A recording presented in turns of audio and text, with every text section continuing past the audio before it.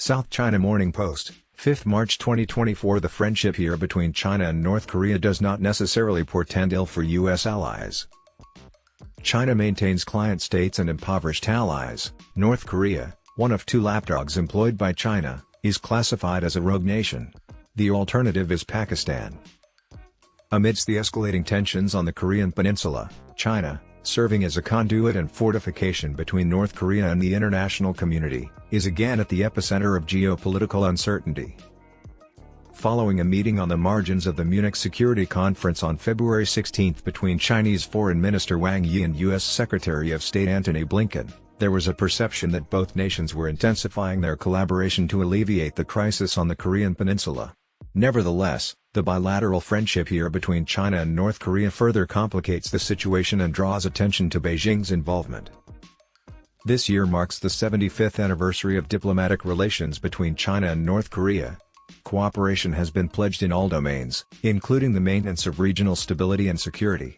As required by the era, recent North Korean media reports discuss strengthening traditional friendship and cooperation ties, in addition to the unbreakable relationship between Beijing and Pyongyang. Leading the Korean Workers' Party plenum in December of last year, Kim Jong-un condemned the anti-communist conflict headed by the United States and advocated for closer ties with anti-imperialist independent countries about the dangerous security environment on the peninsula. Expanding diplomatic relations with China suggests that North Korea is attempting to undermine the position of the United States and its regional allies. Despite China's outreach to Seoul on the tight situation on the peninsula, Seoul is growing increasingly concerned about the nature of the Beijing-Pyongyang partnership, which is anticipated to have vibrant exchanges. Concerns are increased by the potential for high-level relations between North Korea and Japan, as suggested by Japanese Prime Minister Fumio Kishida in a statement that was warmly welcomed by Kim Yo-jong, Kim Jong-un's sister and the Korean Workers' Party's Deputy Department Director. Although the United States, Japan, and South Korea have reached a consensus to enhance their collaboration regarding the North Korean matter, the possibility of a thaw in relations between North Korea and Japan could result in rifts within the trilateral alliance, which Seoul is concerned could negatively impact its position. Regional stability and peace are inextricably linked to China's capacity to navigate its role in a complex security arrangement in light of recent regional developments. Although North Korea would anticipate China acting as a dependable ally, the prospect of Beijing isolating Seoul in the course of events is improbable. China and South Korea maintain an extensive trade partnership characterized by the interconnection of their supply chains. Trade disruptions caused by isolating Seoul could have a catastrophic impact on Chinese exports to the region. However, due to the intertwined security situations of the two countries ever since the Korean War, North Korea has been a prominent ally of China. Furthermore, as China feels singled out in a fraught security environment, the sanctions imposed by the European Union and the United States on Chinese companies will likely encourage it to align more closely with the North Korea-Russia nexus. When it seems unlikely that either Pyongyang or Seoul will be abandoned, Beijing is most likely to assume the role of mediator. Like the era of the six-party talks, China continues to place a premium on regional stability. Beijing's awareness of the necessity for stable regimes to advance its economic interests means it can probably negotiate a balanced resolution to a crisis.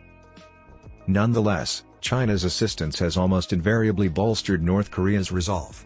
The period of increasing collaboration between China and North Korea may strengthen the latter's economy, which, if unchecked, could contribute to the advancement of its nuclear proliferation program. Although a North Korea that is armed with nuclear weapons is also Beijing's concern, it is improbable that China would retaliate harshly against North Korea's aggression if the United States and its allies single it out. Moreover, the efficacy of sanctions imposed on North Korea will be significantly diminished as Pyongyang will seek alternative routes via the diplomatic channels of Beijing and Moscow. The United States and its allies face a formidable obstacle in the rekindled China-North Korea alliance. The trilateral alliance would be intensely preoccupied with determining the most effective course of action in this predicament.